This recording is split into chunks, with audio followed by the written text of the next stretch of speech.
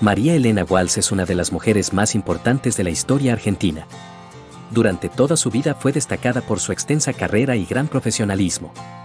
Sus obras fueron muy destacadas y conocidas, aun luego de su muerte. Si te interesan más contenidos como este, te invitamos a ver la serie Mujeres que cambiaron la historia. Sin más preámbulo, comencemos. Nació el 1 de febrero de 1930 en Ramos Mejía, en la provincia de Buenos Aires. Su padre, Enrique Walsh, empleado ferroviario inglés, y su madre, Lucía Elena Monsalvo, era argentina. Fue criada en un caserón, con gallineros, patios, rosales, naranjos y una higuera, de los cuales fueron importantes para crear obras como la canción Fideos Finos y su primer novela Novios de Antaño, reconstruyendo recuerdos de su infancia. María tenía una personalidad tímida y rebelde, leía mucho cuando era adolescente. En 1945, a sus 15 años, publicó su primer poema titulado Elegía, y en ese mismo año escribió el diario La Nación. Con sus 17 años sufre la muerte de su padre y publica su primer libro, titulado Otoño Imperdonable, del cual recibió el segundo premio municipal de poesía. No se le otorgó el primer premio, por ser muy joven. Fue elogiada por escritores como Juan Ramón Jiménez y Pablo Neruda. Era sorprendente la madurez expresiva y su estilo natural. En 1948, luego de finalizar sus estudios secundarios, se recibió como profesora de dibujo y pintura. En su juventud, Walsh leía textos de Virginia Woolf, Doris Lessing y Victoria Ocampo, que posteriormente darían lugar a una multiplicidad de artículos periodísticos, entrevistas y reflexiones en sus diferentes facetas artísticas que, si bien en ese momento no se catalogaron así, eran de corte feminista. En la Argentina, en 1970, nacen la Unión Feminista Argentina, UFA, y el Movimiento de Liberación Feminista, MLF. Había dos vertientes, feminismo puro y feminismo y política. Walsh formaba parte de este segundo grupo.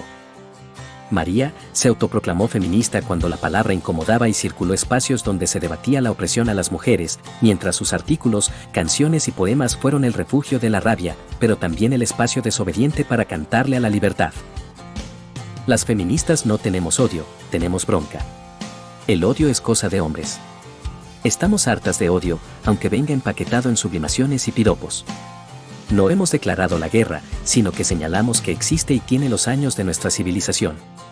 Nos defendimos como pudimos, a veces con malas artes, por lo tanto, es mejor que ahora parezca una guerra abierta, limpia, esta que declaramos contra todas las formas de la arrogancia machista. La guerrilla de la artimaña, el repliegue y la comodidad no hace sino reproducir series de esposas achanchadas y madres castradoras, escribía ya por 1973. Al final de la década de los 70 y principios de los 80 no fueron fáciles para María Elena. Perseguida por la censura de la última dictadura militar, decidió no seguir componiendo ni hacer presentaciones en público. Unos años más tarde, se enferma de cáncer. Pero la vuelta de la democracia en 1983 la encuentra recuperada y participando en varios proyectos artísticos políticos, contribuyendo en la Sociedad Argentina de Autores y Compositores, SADAIC. A lo largo de su vida, fue reconocida nacionalmente e internacionalmente por sus grandes aportes artísticos.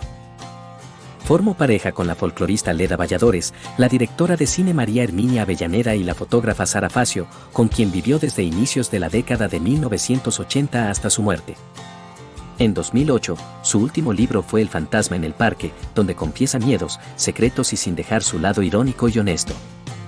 María Elena Walsh falleció a sus 80 años, el 10 de enero de 2011, por causa de un cáncer de huesos, que la limitó gran parte de su vida con fuertes dolores de piernas. Sus restos se encuentran en el Panteón de SADAIC del Cementerio de la Chacarita. Su muerte causó mucha conmoción en el medio artístico, muchos artistas la recordaron y ofrecieron sus condolencias en Argentina. Siempre la recordaremos con la siguiente frase: el que vive para nadie, sabe a dónde va a parar, a torres de arena y humo, y a su propio funeral. Si te gustó el video, te invitamos a que te suscribas y nos dejes un me gusta. Desde ya muchas gracias y nos vemos en un próximo video. Hasta luego.